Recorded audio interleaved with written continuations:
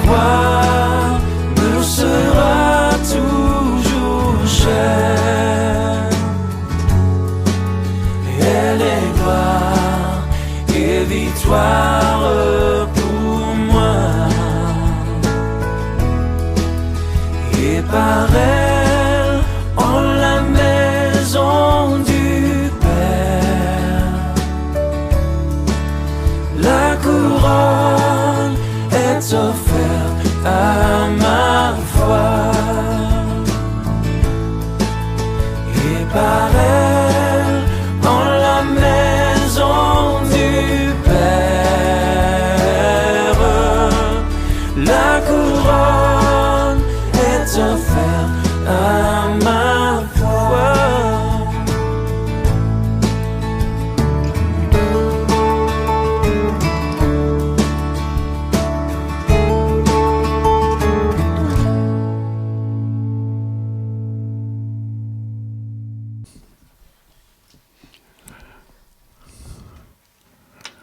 J'espère que vous avez votre Bible. Je vous encourage à venir toujours avec votre Bible, la plus grande Bible possible. Surtout si vous venez en métro ou en bus, pour que tout le monde le voie. Avec votre Bible, ayez toujours des invitations pour les personnes qui pourraient être attirées par la Bible. Je voudrais aussi vous encourager à venir avec un cahier, un stylo. Surtout ce matin, j'ai des choses, beaucoup de passages à partager avec vous. Sans doute, je n'aurai pas le temps de tout donner dans ce message. Mais ce sont des choses très importantes. Et je me suis rendu compte que nous ne sommes pas en train de le faire. Plein de choses que je vais mentionner, nous ne sommes pas en train de le faire. J'espère que quelqu'un est en train de le faire, mais je doute que nous soyons en train de tout faire comme le Seigneur le désire. Je vais commencer en lisant le psaume 2.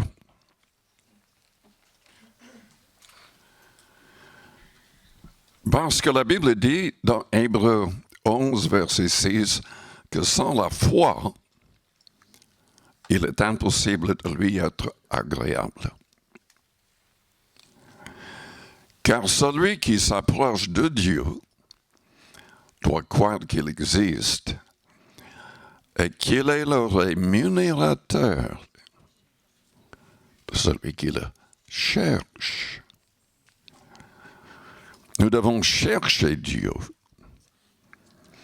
Évidemment, par le jeûne, la prière, le fait de lire, d'étudier en profondeur sa parole dans une attitude de prière.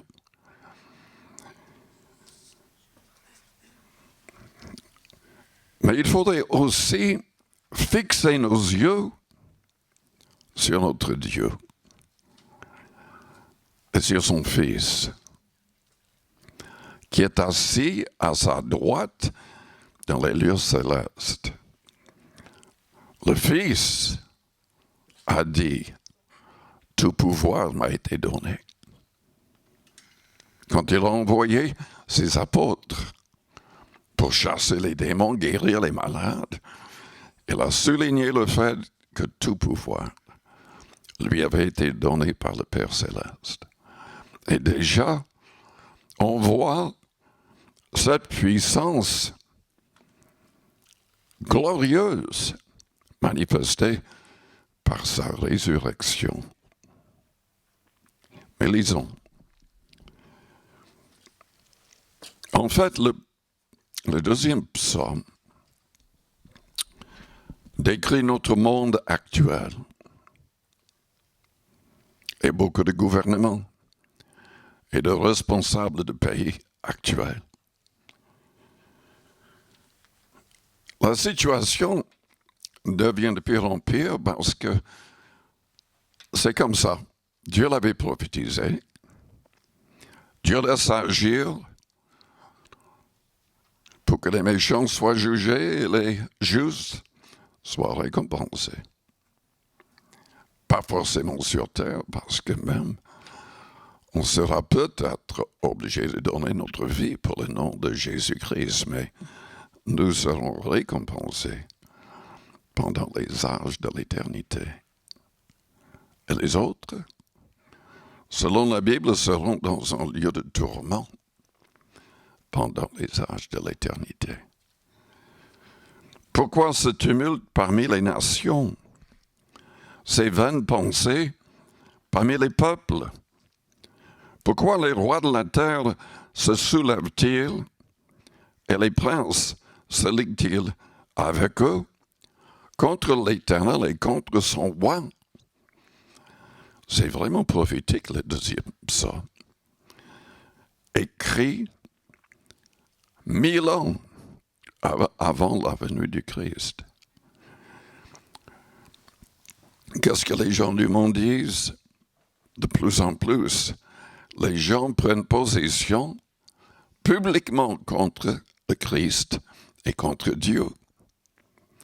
À New York, il y avait peut-être 10 000 personnes qui ont élevé leurs mains pour exalter le diable. Et la personne au micro déchirait les pages de la Bible. Là-bas, maintenant, ils n'auraient jamais permis une telle chose quand j'étais jeune, mais ils permettent qu'après l'école, il y ait des clubs pour les enfants qui veulent choisir de louer le diable, pour suivre le diable.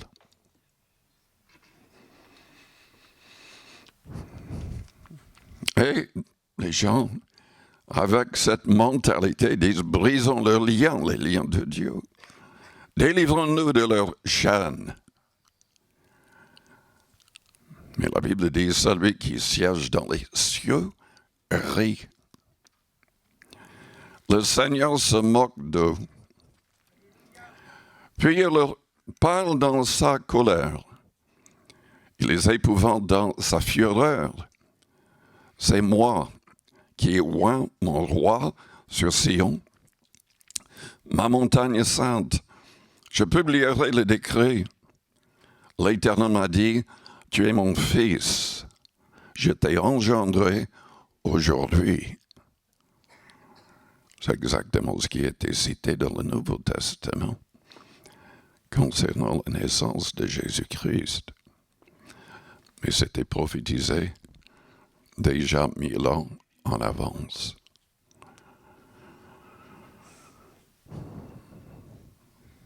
L'Éternel m'a dit, tu es mon fils, je t'ai engendré aujourd'hui. Demande-moi et je te donnerai les nations pour héritage, les extrémités de la terre pour possession. Tu les briseras avec une verge de fer. Tu les briseras comme le vase d'un potier. L'Apocalypse en parle aussi de Jésus-Christ dans ce contexte. Maintenant, roi, conduisez-vous avec sagesse. Juge de la terre, recevez instruction. Servez l'Éternel avec quoi? Crainte. Et réjouissez-vous avec quoi? Réjouissez-vous, mais avec tremblement. Qu'est-ce que Paul avait dit dans Philippiens 2:12? Travaillez à votre salut avec crainte et tremblement.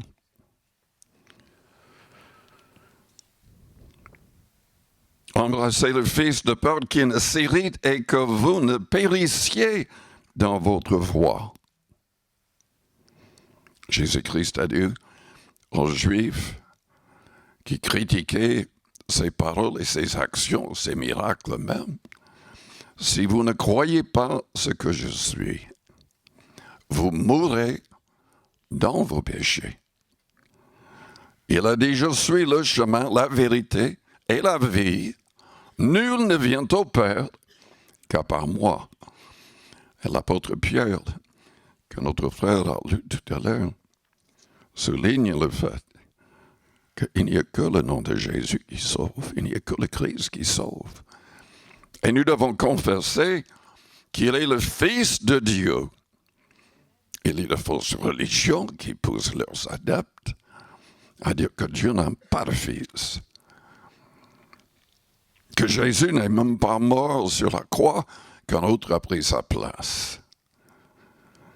Mais il faut vraiment être aveuglé pour croire de telles bêtises.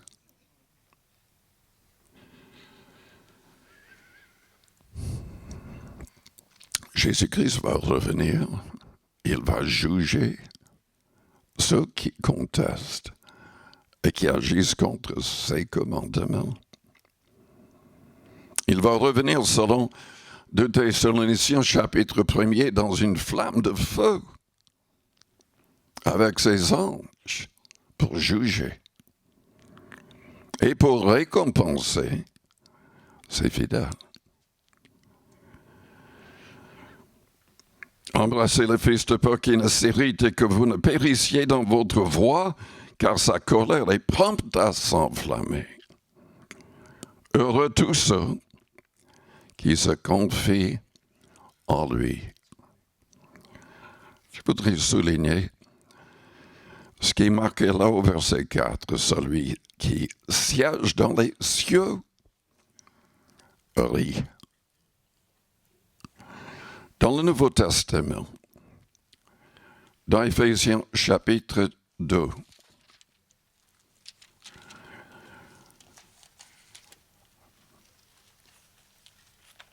nous comprenons que avant de rencontrer le Christ, de l'accepter comme Seigneur et Sauveur personnel, nous étions spirituellement morts dans nos péchés, à cause de nos péchés, morts spirituellement. Mais quand nous plaçons notre confiance en Christ, quand nous acceptons de le suivre, d'être de vrais disciples, nous recevons son esprit. Il change nos cœurs. Il change tout. Je lis donc Éphésiens 2 au verset 4.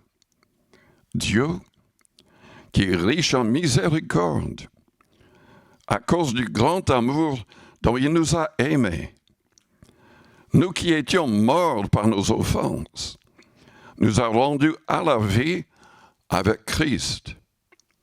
C'est par grâce que vous êtes sauvés.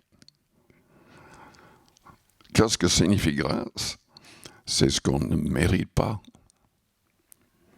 On mérite l'enfer parce que, selon la Bible, il n'y a pas une seule personne sur terre qui n'a jamais péché, qui n'a jamais brisé les commandements de Dieu.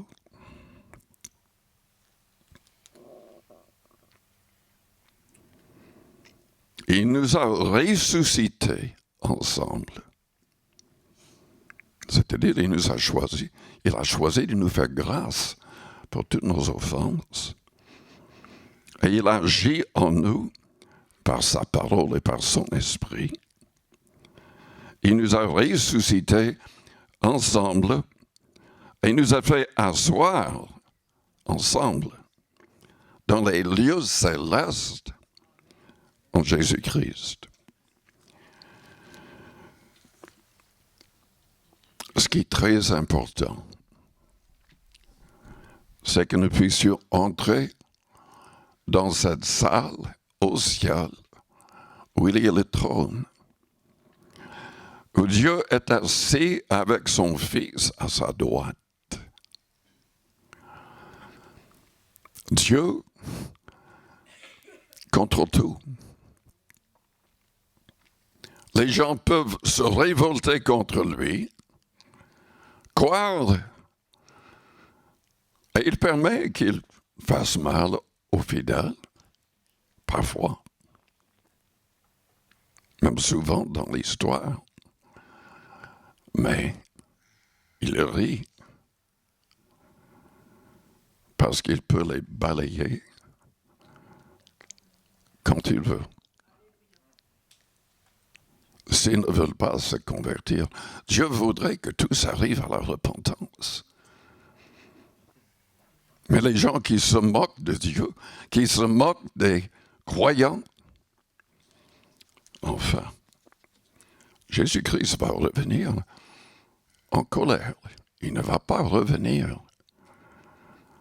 comme l'agneau qui n'a pas ouvert sa bouche sur la croix. Il va revenir pour juger de manière terrible.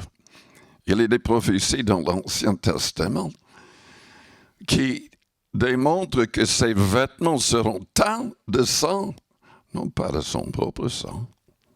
Il a déjà offert son sang au Père. Ses vêtements seront teints du sang de ses ennemis qu'il va anéantir avec sa venue sur terre. Lisez le Thessaloniciens, chapitre 1er et 2.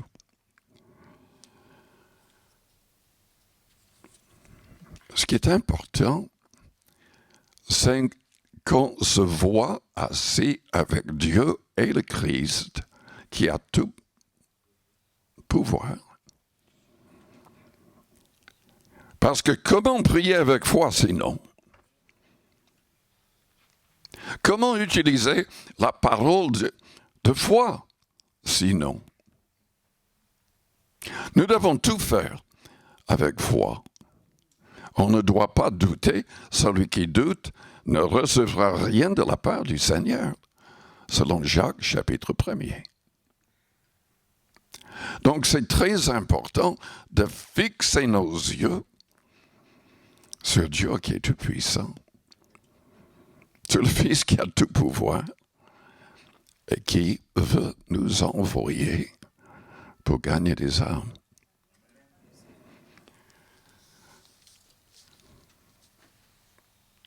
Ce matin, je vais partager des passages dans l'Ancien et dans le Nouveau Testament. Mais je voudrais souligner, dans l'Ancien Testament déjà, nous avons des promesses merveilleuses, en tout cas pour les Israélites. Dieu voulait que les Israélites soient toujours à la tête et non pas à la queue, qu'ils soient bénis dans tous les domaines, mais évidemment c'était lié à leur obéissance totale à ses commandements. Jésus-Christ, dans le Nouveau Testament, a donné beaucoup de promesses aussi à ses fidèles. Le Nouveau Testament est très différent de l'Ancien Testament parce que Jésus-Christ est venu avec une nouvelle alliance plus excellente que l'ancienne, avec de meilleures promesses. Hébreux chapitre 8, verset 14.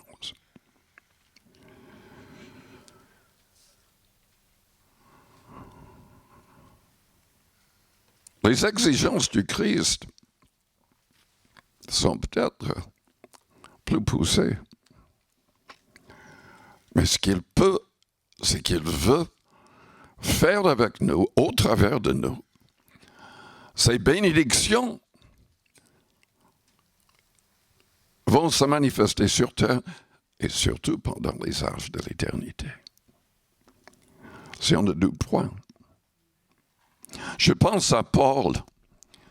Quand il témoignait, souvent nous permettons que, par crainte,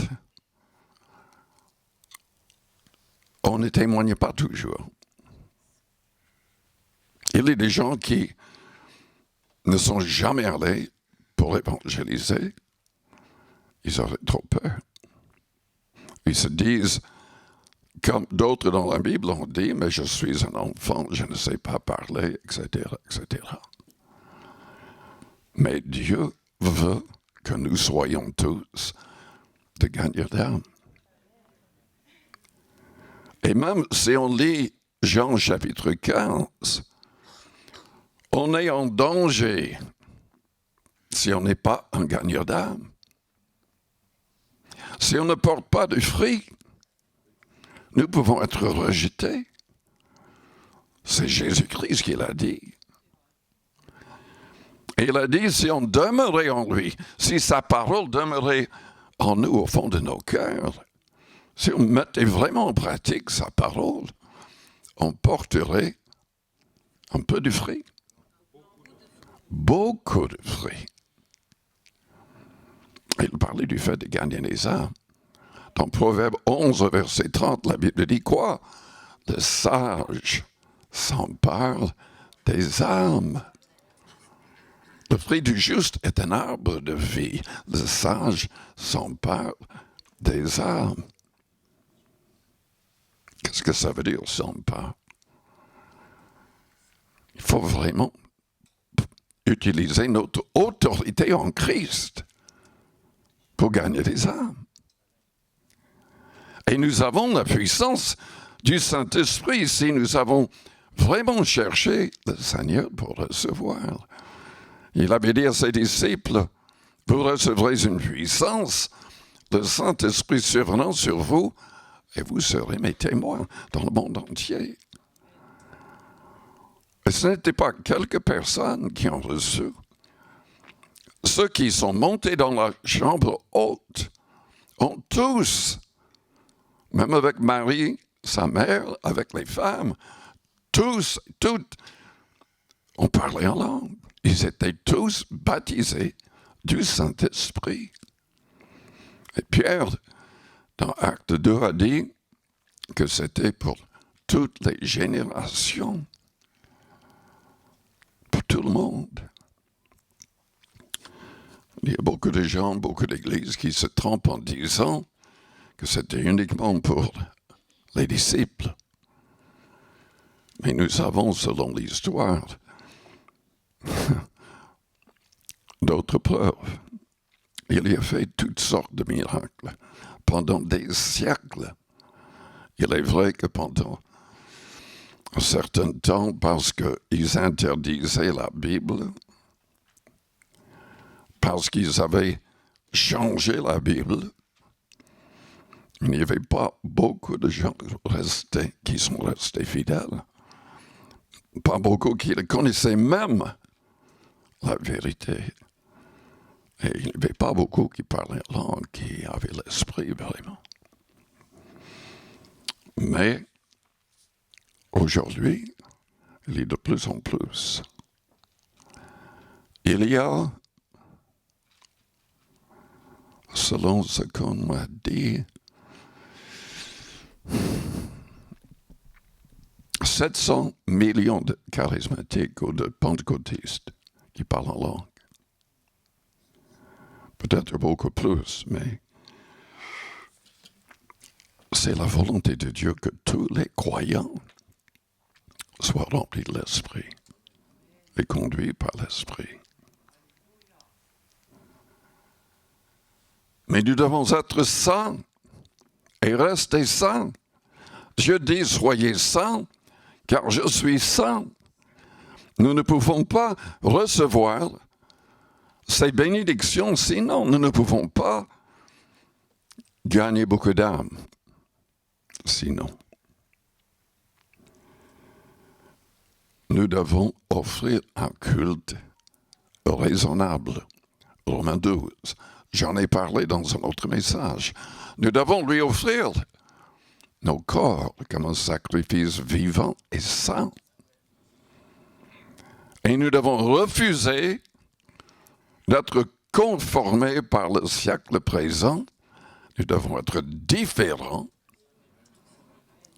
que les gens du monde non convertis. Nous devons même, selon 2 Corinthiens 6, nous séparer des méchants. Nous devons choisir nos amis. Et nous devons achever notre sanctification dans la crainte du Seigneur, au niveau de nos pensées et au niveau de nos actions, de nos réactions. Mais écoutez, trop souvent, nous mettons l'accent sur ce qu'on doit éviter. C'est nécessaire. Il y a énormément de choses à éviter pour plaire à Dieu. Mais nous ne mettons pas assez l'accent sur les choses que nous devons faire.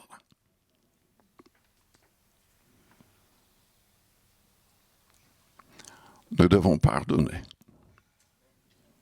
à tous. Peu importe ce que les personnes ont fait ou dit contre nous. Nous devons pardonner et avec nos cœurs. Nous devons prier pour nos ennemis, leur faire du bien. Ça fait partie des commandements du Christ. Nous devons aimer comme il nous a aimés.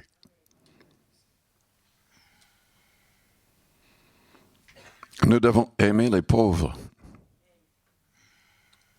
Nous devons aider les pauvres. Et nous ne le faisons pas assez. Nous ne le faisons peut-être pas du tout. Et c'est là où il y a un grand blocage. Parce que Jésus mettait vraiment l'accent sur cela. Toute la Bible met l'accent sur cela. Mais souvent, quand les gens lisent, je parle de prédicateurs aussi, on évite les passages qui soulignent cela. Par exemple, nous lisons Ésaïe 58 et nous lisons toutes les promesses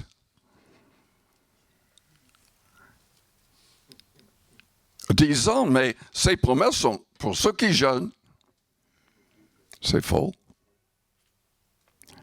Ces promesses sont uniquement pour ceux qui jeûnent et aident les pauvres. Et qui restent dans la sainteté. Au niveau de leur langage, au niveau de leurs paroles et leurs actions envers les autres. Lisons Ésaïe 58, quelques passages.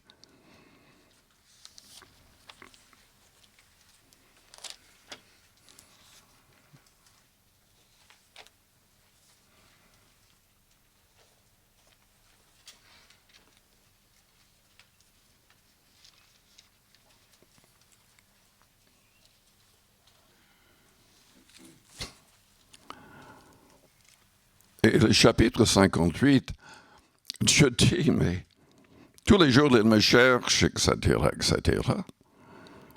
Ils ne me trouvent pas parce que ils abandonnent leur loi, ma loi, mes lois.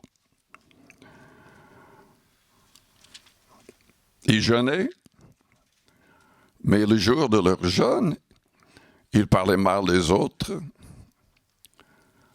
se disputaient et certains même devenaient physiques en frappant d'autres personnes. Et Dieu dit que ça doit changer. Et au verset 6, voici les jeunes auxquels je prends plaisir, détache les chaînes de la méchanceté, dénoue les liens de la servitude, renvoie libres les opprimés, et que l'on rompe toute espèce de joug. En d'autres termes, on doit prier pour les autres, peut-être pour soi-même si on est lié. Mais le verset 7 dit quoi? Pour recevoir les promesses dans nos vies.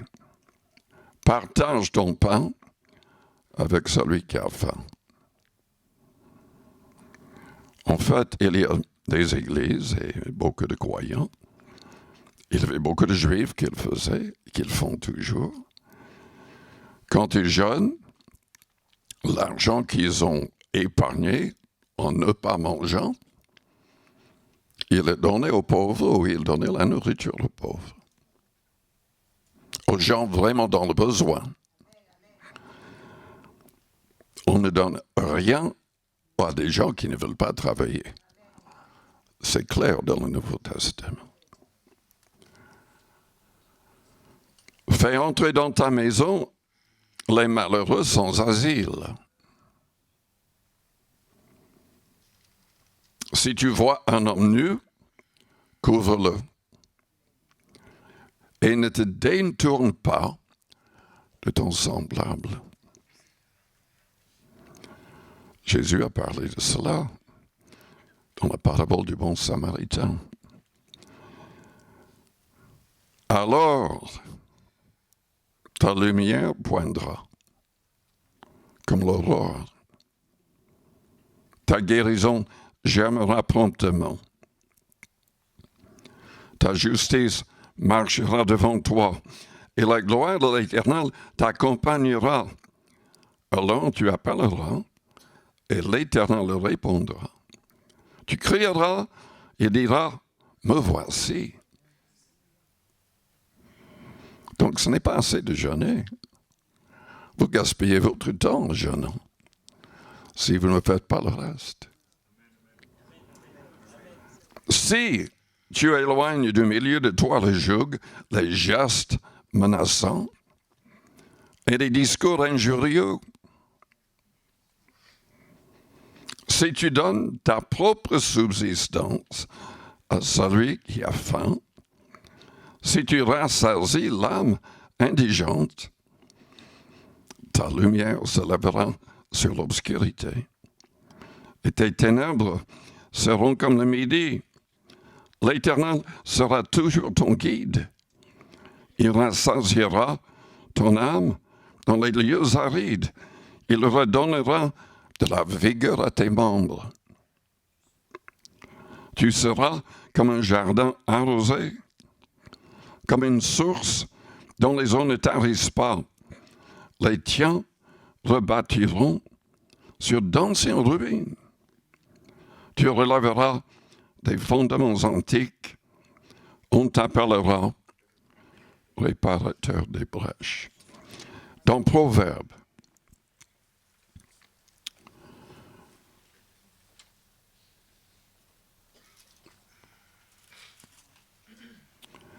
Proverbe 28, 27, celui qui donne aux pauvres n'éprouve pas la disette. Mais celui qui ferme les yeux est chargé de malédiction.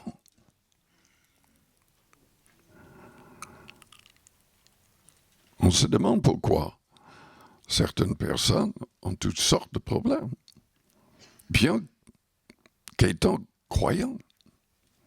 Mais on peut attirer des malédictions. Proverbe 21, 13. Celui qui ferme son oreille au cri du pauvre criera lui-même et n'aura point de réponse. Psaume 41, verset 1, au chef de chantre, psaume de David. Heureux celui qui s'intéresse aux pauvres. Au jour du malheur, l'Éternel le délivre.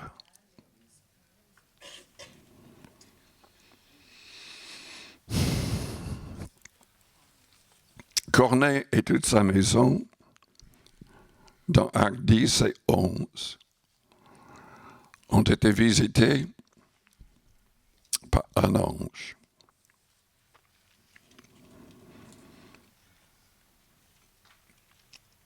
Qui lui a parlé pour qu'il cherche Pierre.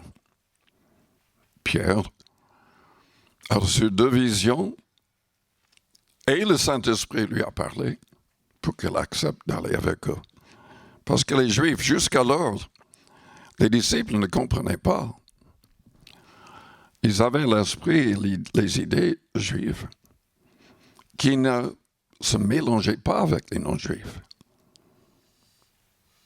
qui ne mangeaient jamais, qui n'entraient jamais dans la maison d'un non-juif, ceux qui suivaient vraiment la parole. Mais toute la maison de Corneille, il y avait peut-être des centaines de personnes, et il avait une influence sur une grande famille. Ont été baptisés de l'Esprit, parlant en langue, sans qu'on en parle, sont compris pour cela. Au milieu du message de Pierre, ils se réjouissent et commencent tous à parler en langue. Mais pourquoi? Et ce sont les premiers non-juifs à parler en langue, et ça a poussé Pierre et les autres à comprendre que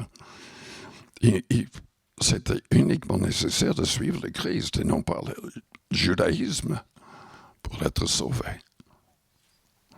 Et Pierre les a baptisés. Mais pourquoi Dieu a choisi Corneille et les gens de sa maison pour cela? La Bible dit que Corneille et toutes les personnes attachées à lui donnaient beaucoup d'aumônes. Apparemment, il suivait déjà l'Ancien Testament sans être juif. Il donnait beaucoup d'aumônes. Donner des aumônes, c'est pour aider les pauvres. Et il priait sans cesse. Qu'est-ce que nous voulons? Nous avons des réunions. Nous prions pour que les gens soient baptisés de l'Esprit. Ça dure 5 minutes, 10 minutes. Les gens partent. Parfois, certains commencent à parler en langue, mais pas tout le monde. Mais les jours de Pentecôte, quand 120 personnes ont parlé en langue, ils avaient persévéré dans la prière 10 jours, ensemble, 10 jours. Et vous croyez que les réunions avec les apôtres étaient courtes?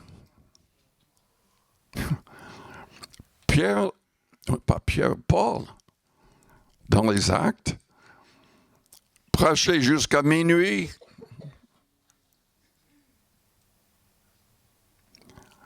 En fait, il y avait un jeune qui est tombé de la fenêtre et on croyait qu'il était mort parce qu'il s'est endormi pendant le message. C'est dangereux de dormir pendant le message. Paul a prié pour lui, il a repris vie. Mais la Bible dit que ça n'a pas arrêté la réunion. Paul a continué à prier, à prêcher plutôt. C'était jusqu'au matin, on s'est marqué. Donc, c'est pas comme aujourd'hui. On devrait avoir, comme dans le passé, des nuits de prière. Amen.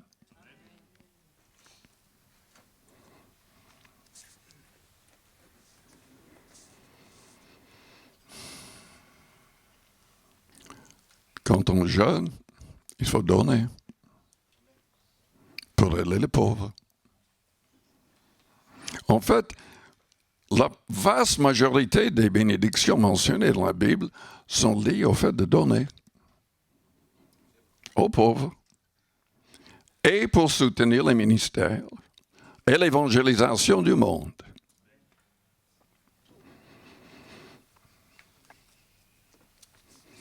Et si on ne le fait pas, ou si on le fait peu, et on arrive à être sauvé, on n'aura pas beaucoup de récompenses. Parce que tout dépend. Ce n'est pas la quantité, c'est selon ce que nous avons, notre situation. Parce que Jésus, dans Luc 21, a parlé d'une veuve, pauvre veuve, qui n'avait que 2 petites pièces qu'elle a mis dans le tronc. Et Jésus a dit à ses disciples, mais cette femme a donné plus que les riches. Plus que tous. Parce qu'elle avait donné de son nécessaire. Et non pas de son superflu.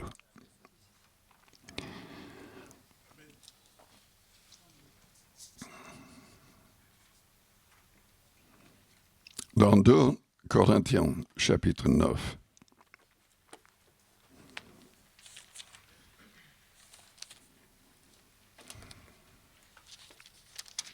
trop souvent, ce chapitre, ou quelques versets de ce chapitre, sont lus comme si c'est la manière de donner pour les offrandes, pour soutenir les missionnaires ou les ministères pour l'Église locale. Ce n'est pas du tout le cas. Trop souvent, nous avons des prédications nulles parce qu'ils prennent hors du contexte des passages et le message est complètement faux. Si on sort des versets du contexte, c'est une fausseté. Donc, on lit très souvent au verset 7 que chacun donne comme il a résolu dans son cœur, sans tristesse ni contrainte, car Dieu aime celui qui donne avec joie. Donc, il y a des gens qui disent, mais le fait de donner la dîme n'est plus valable. Etc., etc. Vous donnez si vous voulez, vous ne donnez pas si vous ne voulez pas. Mais ce n'est pas du tout le contexte ici. Et c'est une fausseté diabolique de parler ainsi. Mais vous trouverez des tonnes de faussetés sur l'Internet, dans les messages. Le contexte, c'est qu'à Jérusalem, il y avait une famine. Il n'y avait rien à manger. Les gens étaient menacés de mourir de faim. Et donc Paul avait un comité. Il avait des gens qu'il envoyait dans toutes les villes où il y avait des églises, surtout les églises qu'il avait commencées lui-même, mais partout, pour avoir une collecte de nourriture pour ces personnes. Et bien qu'il ait dit que chacun donne comme il a résolu en son cœur, sans tristesse ni contrainte, il mettait de la pression sur tout le monde, parce qu'il s'agissait de vie ou de mort. Il ne s'agissait pas d'aider une église locale ou de soutenir des missionnaires, ou des pasteurs plutôt. Il s'agissait d'aider les pauvres. Des pauvres qui n'avaient rien à manger. Ils avaient déjà, beaucoup en Macédoine en tout cas, ils avaient déjà promis d'envoyer une certaine quantité. Mais au verset 5, Paul dit, si donc j'ai donc jugé nécessaire d'inviter les frères à se rendre auparavant chez vous et à s'occuper de votre libéralité déjà promise. Il y a des gens qui disent que aujourd'hui c'est une libéralité et il n'y a pas de contrainte. Je regrette, mais les gens qui disent ça se trompent complètement. Dans l'Ancien Testament, quand on aidait les pauvres, c'était appelé une libéralité. On donnait selon son cœur, C'était pas la dîme, c'était pas autre chose. Mais on donnait selon son cœur. Mais eux, ils avaient déjà donné une promesse de donner une certaine quantité. Donc, j'ai invité les frères à se rendre auparavant chez vous et à s'occuper de votre libéralité déjà promise, afin qu'elle soit prête de manière à être une libéralité et non un acte d'avarice.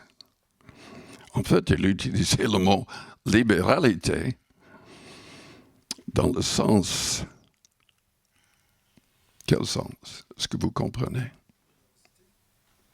Générosité. Être généreux dans le contexte et mentalité des chrétiens et surtout des juifs à cette époque, c'était de donner beaucoup plus que la dîme. Les libéralités, les aumônes et tout le reste, Dieu voulait que les Israélites donnent ainsi. Après avoir donné les offrandes aux sacrificateurs et les dîmes.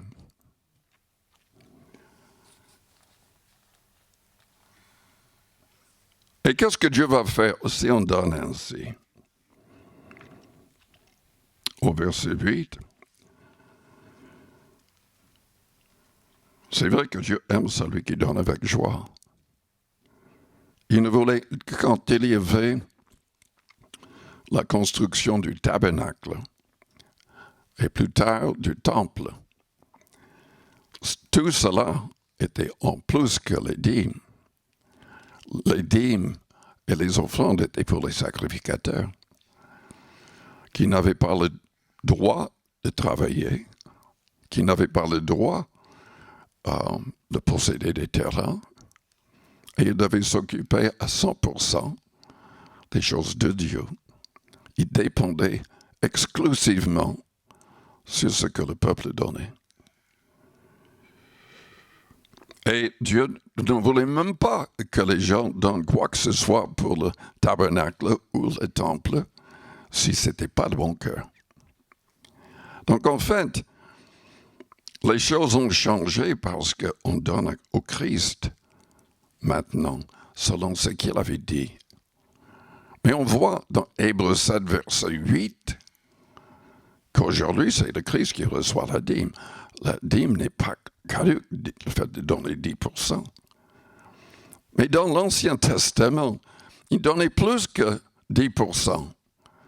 Il devait donner une deuxième dîme, 2 dîmes, 20%, tous les 3 ans.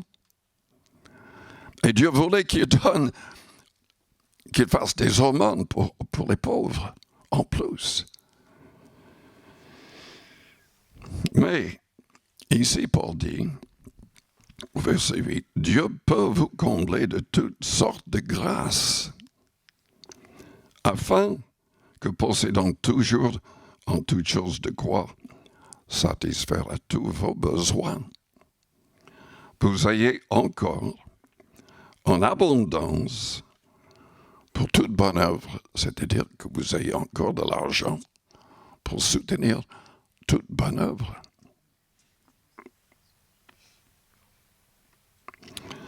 Et le verset 10 dit que Dieu fournit la semence, etc. Et il peut multiplier la semence.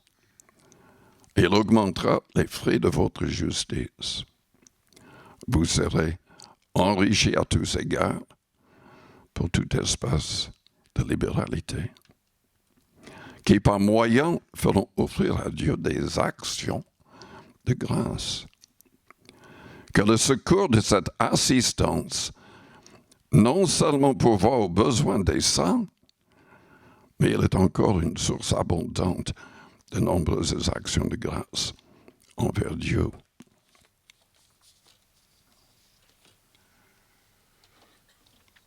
On doit être conduit par l'Esprit dans notre manière de donner.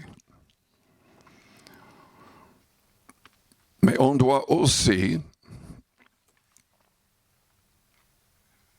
donner avec amour et surtout avec foi.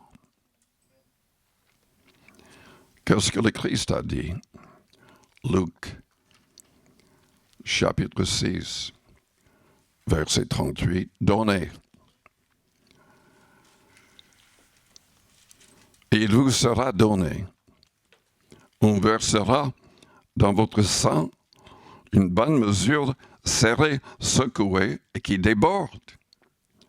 Car on vous mesurera avec la mesure dont vous serez servi. Mais qu'est-ce qu'il a dit dans Matthieu? Non, je vais lire dans Luc 12.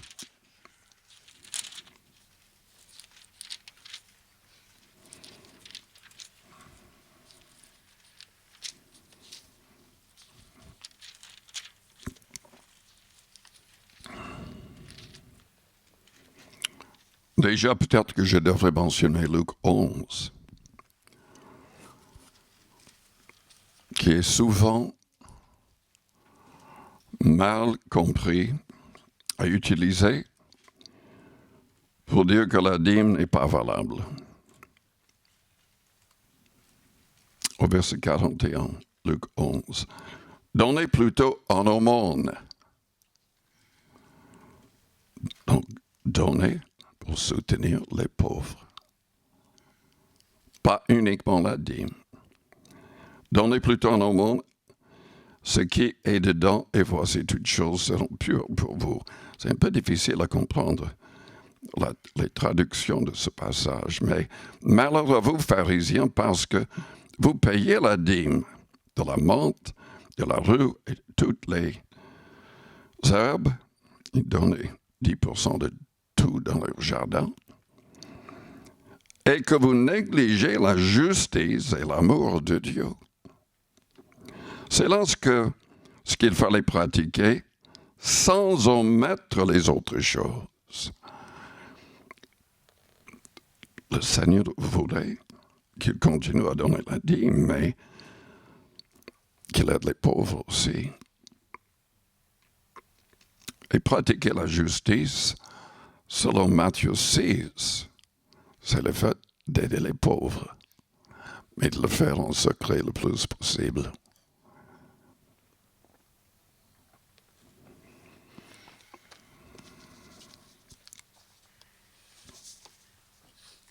J'ai pas entendu. Pardon, j'entends mal. Ah bon, vous aimez ça?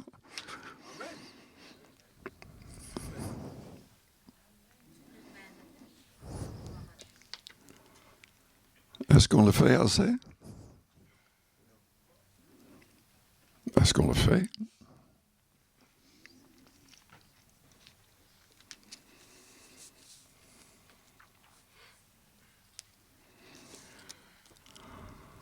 Un autre passage, rapidement.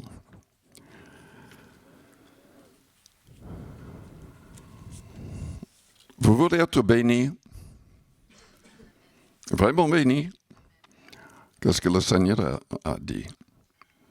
Pour être aidé, pour avoir de quoi manger, pour être vêtu correctement, qu'est-ce qu'il avait dit à ses disciples? Cherchez à la fin du mois le Seigneur et sa justice. Allez à l'église s'il n'y a pas d'autre chose à faire.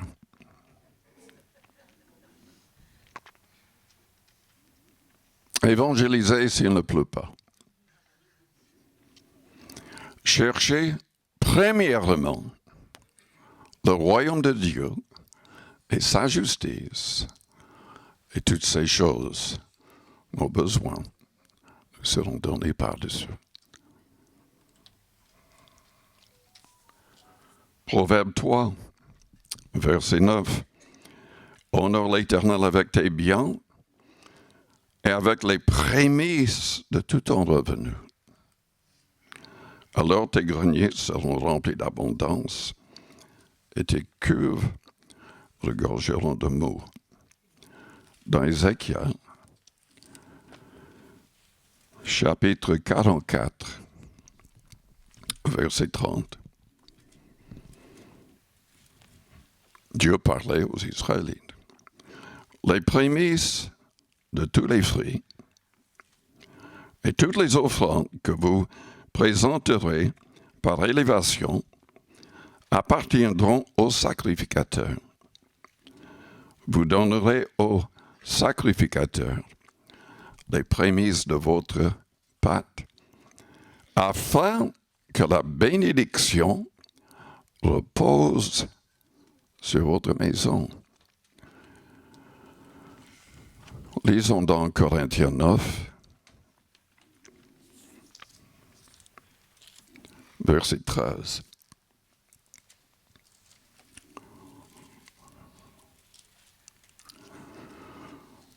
Paul expliquait aux Corinthiens qu'eux-mêmes, ils n'avaient pas demandé de l'argent, mais qu'ils avaient pleinement le droit de demander.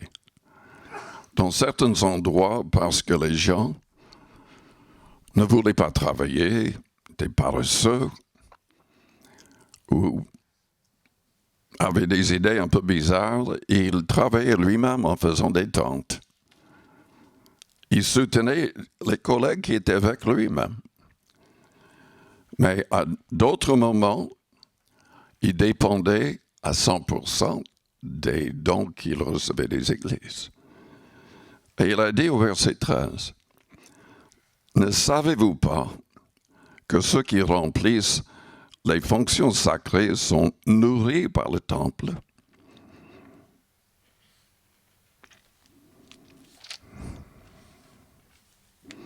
Il y a plein d'autres choses dans Ézéchiel et dans l'Ancien qui s'appliquent à cela. Mais il continue à dire que ceux qui servent à l'autel ont part à l'autel, qui offrent des sacrifices sur l'autel. De même aussi, le Seigneur a ordonné à ceux qui annoncent l'Évangile de vivre de l'Évangile.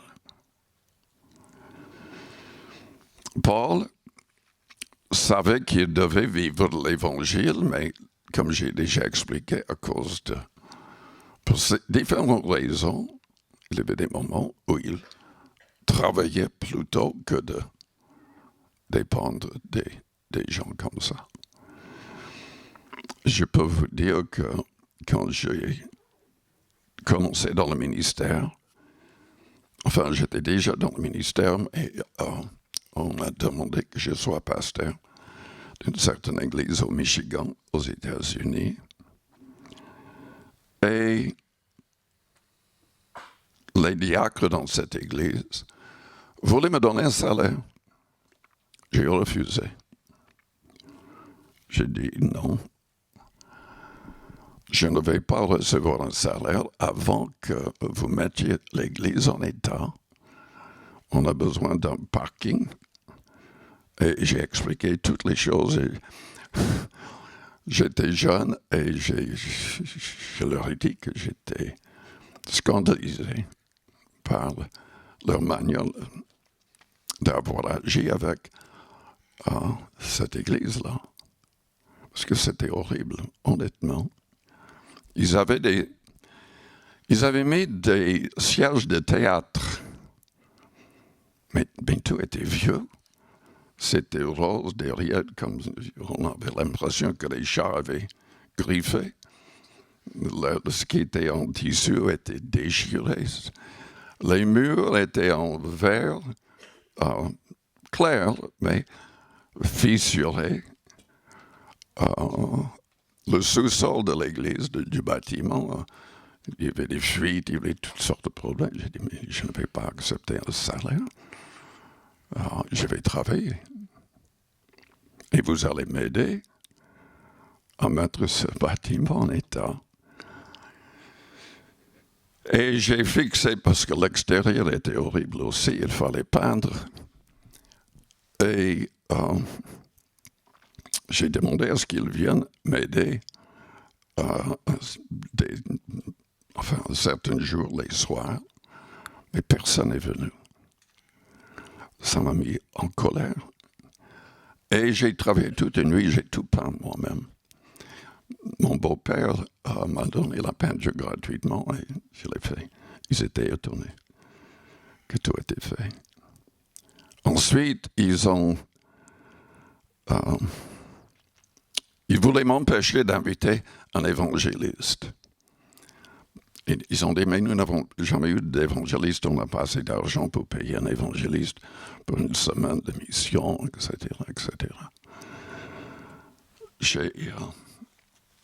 J'ai sorti mon porte-monnaie, j'ai mis sur la table. Je vous demande de mettre vos porte-monnaies sur la table. Quand c'est vide, on va rejeter les évangélistes, mais nous pouvons payer ça nous-mêmes. Ça les embêtait, mais... En fait, ils étaient tellement embêtés que l'homme m'a insulté. Et ensuite a entraîné les autres en disant que si vous êtes président, vous serez impeached. Je ne connais pas le mot en français. Et je leur ai expliqué avec la Bible qu'on n'avait pas besoin de diacre. Parce qu'en fait, il y a un problème dans beaucoup d'églises là-bas.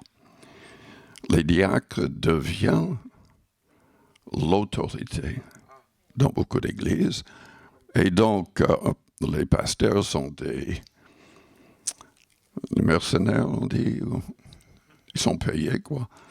Moi, j'ai refusé d'être payé parce que je ne voulais pas qu'ils me disent quoi que ce soit.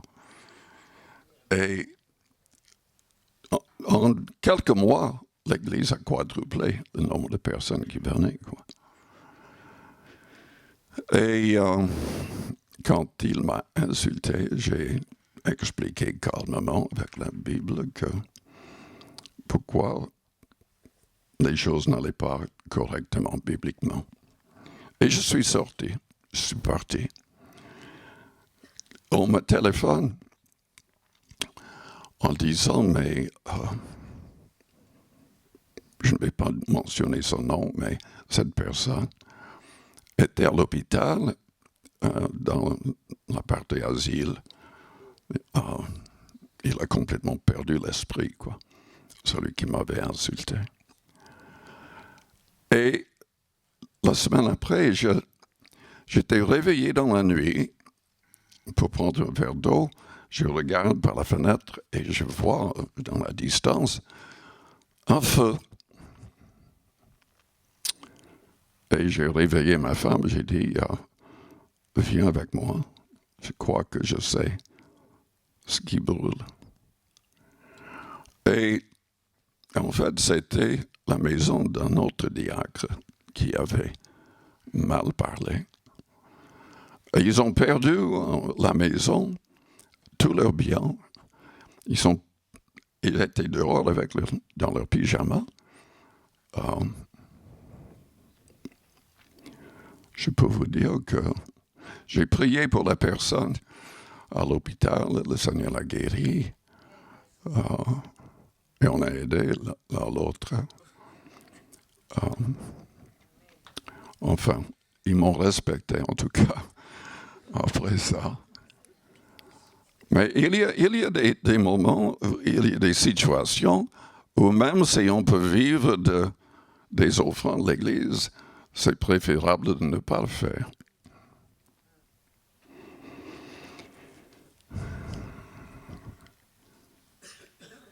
Mais c'est biblique et le Seigneur veut, si c'est possible, que les prédicateurs, à notre époque, vivent de l'Évangile.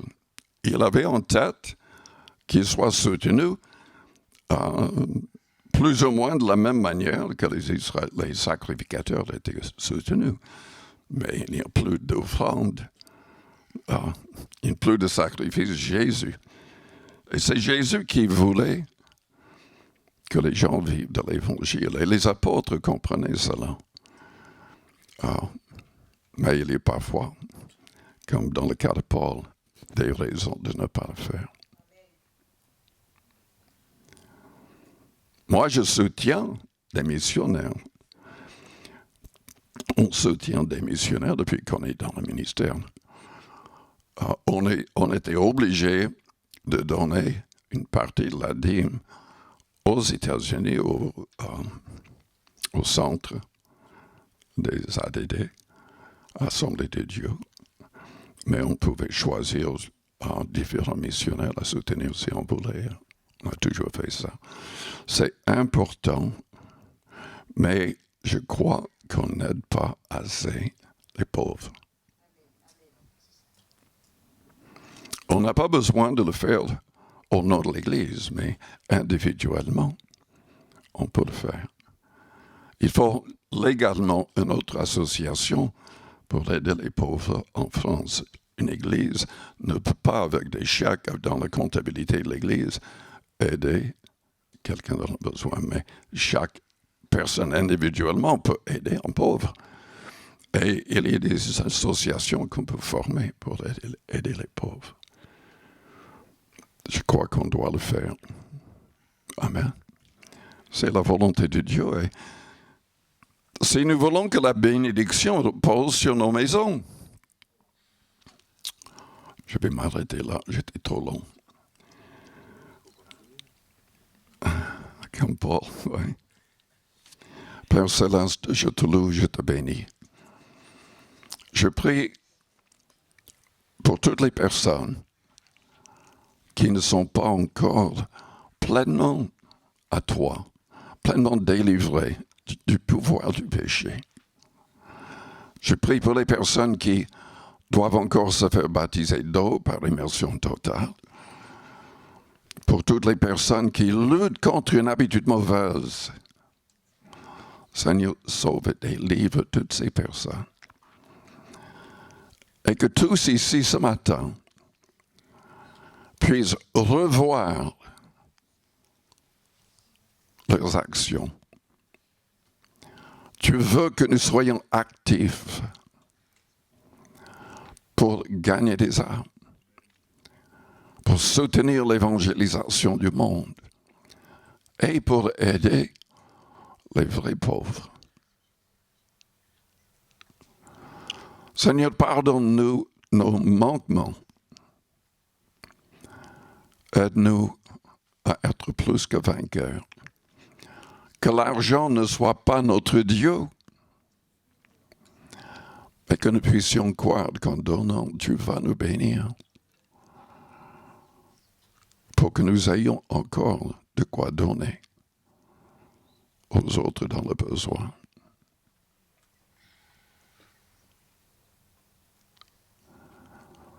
Pendant que les yeux restent fermés, les fronts courbés, est-ce que vous avez envie de devenir un vrai disciple du Christ, de recevoir la vie éternelle, son esprit?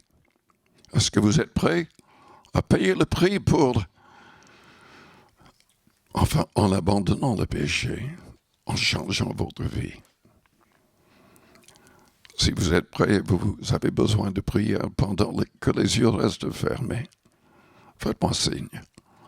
Je voudrais prier pour vous. Merci. Merci. Merci. Merci, oui. Oui, merci. Seigneur, que nous soyons tous plus que vainqueurs. Délivre-nous de l'orgueil, de l'attachement aux choses de la terre, tout en comprenant que tu veux nous bénir pour que nous puissions utiliser ces choses pour ta gloire et pour aider les autres. Aide-nous à être équilibrés. Aide-nous à renoncer à nous-mêmes. Aide-nous à porter notre croix chaque jour, en faisant ta volonté et non pas notre volonté. Et remplis-nous de joie par ton Esprit Saint, afin que nous soyons remplis de justice, de paix et de joie. Que toutes les personnes qui ont élevé la main soient doublement bénies. Pour la gloire du nom de Jésus-Christ, Père. Si vous êtes malade et vous croyez que le Seigneur peut vous guérir, levez-vous à votre place. Et je voudrais que les chrétiens près de vous étendent leurs mains vers vous et prient.